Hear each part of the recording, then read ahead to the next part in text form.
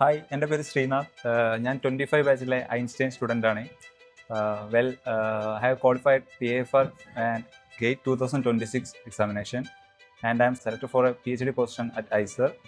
Sreenath Einstein ഇൻസ്റ്റിറ്റ്യൂട്ടിലേക്ക് വരുന്നതിന് മുൻപ് വേറൊരു ഇൻസ്റ്റിറ്റ്യൂട്ടിൽ പഠിച്ചിട്ടുണ്ടായിരുന്നു. അതെ അതെ അവിടെ നിന്ന് ഇങ്ങോട്ട് വരാനായിട്ടുള്ള റീസൺ എന്തായിരുന്നു? ഓക്കെ, 2-3 റീസൺ ഉണ്ടായിരുന്നു. നമുക്ക് വേണ്ടത്ര കെയറിങ് കാര്യങ്ങൾ കിട്ടാത്തൊരു സിറ്റുവേഷൻ വന്നിട്ടുണ്ടായിരുന്നു.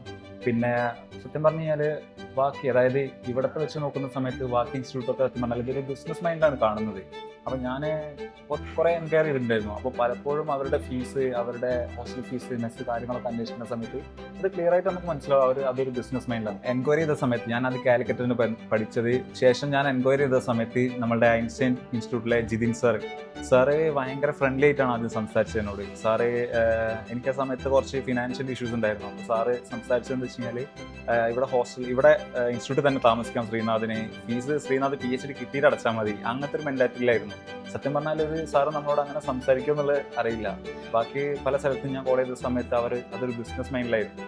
അപ്പം ജിതിൻ സാറായിരുന്നു എനിക്ക് ലൈഫിൽ ഇങ്ങനത്തെ ഒരു ഓഫർ വെച്ചത്, ശ്രീനാഥ് PhD കിട്ടിയിട്ട് ഫീസ് അടച്ചാൽ മതി എന്നുള്ളത്. സത്യം പറഞ്ഞാൽ ഫീസ് ക്ലിയർ ചെയ്തു. ഞാൻ ആ സെന്റൻസ് കേട്ടപ്പോൾ തന്നെ ഫീസ് ക്ലിയർ ചെയ്തു. സത്യം പറഞ്ഞാൽ ശേഷം ജിതിൻ സാറാണ് എനിക്ക് വരാൻ വേണ്ടി മോട്ടിവേറ്റ് ചെയ്തത്. ഐൻസ്റ്റൈൻ ഇൻസ്റ്റിറ്റ്യൂട്ട് എന്ന് പറയുമ്പോൾ ജിതിൻ കുമാർ സാറിന്റെ കാര്യം നമുക്ക് എടുത്ത് പറയേണ്ടതാണ്. സാറിന്റെ ക്ലാസ്സസ് എങ്ങനെയാണ് ശ്രീനാഥിന് ഫീൽ ചെയ്തിട്ടുള്ളത്? അതായത് ഞാൻ വരുന്ന സമയത്ത് നമുക്ക് വീക്ക്ലി ആയിരിക്കും എക്സാം ഉണ്ടാവുക. അപ്പം 2-3 ടോപ്പിക്സ് കഴിഞ്ഞിട്ടായിരിക്കും നമുക്ക് എക്സാം വരിക. പക്ഷേ ഇവിടുത്തെ ഒരു മെത്തേഡ് എങ്ങനെയാ വെച്ച് കഴിഞ്ഞാൽ ഡെയിലി എക്സാം ഉണ്ടായിരിക്കും. നമ്മളുടെ ഒരു PYQ ഒരു ദിവസം 13 വെച്ചിട്ട് നമ്മൾ അതൊരു വീക്ക്ലി ഏകദേശം ഒരു 300 സംതിങ് ക്വസ്റ്റ്യൻസ് നമ്മൾ അറ്റൻഡ് ചെയ്യുകയാണ്. അപ്പോൾ അതൊരു മന്തിൽ സത്യം പറഞ്ഞാൽ 1000 സംതിങ് ആണ് നമ്മൾ ക്വസ്റ്റ്യൻസ്. നമ്മൾ പോലും അറിയാണ്ടാണ് അത്ര ക്വസ്റ്റ്യൻസ് നമ്മൾ വർക്കൗട്ട് ചെയ്യുന്നത്. അപ്പോൾ ഇത്രയും തോന്നെ PYQ മോഡൽ ക്വസ്റ്റ്യൻസ് ഒക്കെ ചെയ്യുന്നതോടുകൂടി നമ്മൾ ആ സബ്ജക്ട് സത്യം പറഞ്ഞാൽ തറവാകും. ഇവിടുന്ന് നല്ല അടിപൊളിയായിട്ട് സാർ നല്ല ഡെപ്തിൽ ടോപ്പിക്ക് ക്ലിയർ ചെയ്യുന്നുണ്ട്. പ്ലസ് നമുക്ക് സ്റ്റഡി മെറ്റീരിയൽ കാര്യങ്ങൾ, പ്ലസ് നമ്മൾ അതിൻ്റെ കൂടെ ഡെയിലി എക്സാംസ് അറ്റൻഡ് ചെയ്യാണ്.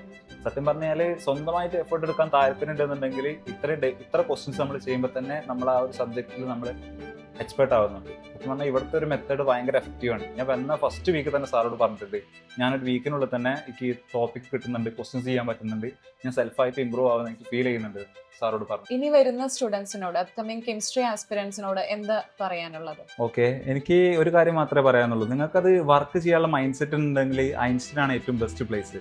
സത്യം പറഞ്ഞു കഴിഞ്ഞാൽ ഒരുപാട് വേറെ സെന്റേഴ്സിലേക്ക് പോയ എൻ്റെ ഫ്രണ്ട്സ് ഇങ്ങനെ എൻക്വയറി ചെയ്യുന്നുണ്ട്, ശ്രീനാഥ് എങ്ങനെ എത്ര പെട്ടെന്ന് ഇമ്പ്രൂവ് ആയി എന്നുള്ളത്. ഞാൻ പറയുന്നത് ജിതിൻ സാറും ഐൻസ്റ്റൈൻ ഇൻസ്റ്റിറ്റ്യൂട്ടാണ് എന്നെ അത്ര അടിപൊളിയാക്കി തന്ന സബ്ജക്ട്. അപ്പോൾ സ്വന്തമായിട്ട് സെൽഫായിട്ട് വർക്ക് ചെയ്യാൻ താല്പര്യം ഉണ്ടെന്നുണ്ടെങ്കിൽ ഇതാണ് ബെസ്റ്റ് സ്പോട്ട്. സത്യം പറഞ്ഞാൽ ബാക്കിയുള്ള പല ഇൻസ്റ്റിറ്റ്യൂട്ട് അന്വേഷിച്ചാൽ അറിയാം, അവർക്ക് 100 അഡ്മിഷൻസ് ഉണ്ട്. 100 അഡ്മിഷൻസ് ആണ് ഒരു 10 JRF അല്ലെങ്കിൽ 20 JRF വരുന്നത്. നമ്മളിവിടെ സത്യം പറഞ്ഞാൽ കഴിഞ്ഞ ബാച്ചിൽ ഒരു 10, 15, 20 സ്റ്റുഡൻസേ ഉള്ളൂ. എന്നാലും അതിൽ നിന്ന് നമുക്ക് 100% വിജയം വരുന്നുണ്ട്. 10 JRF അത്രത്തോളം നമുക്ക് റിസൾട്ട് വരുന്നുണ്ട്. സോ അതൊരു പ്രൊപ്പോർഷൻ ഉണ്ട്. അപ്പം ഐൻസ്റ്റൈൻ ആണ് എനിക്ക് ബെസ്റ്റ് ആയിട്ട് തോന്നുന്നത്.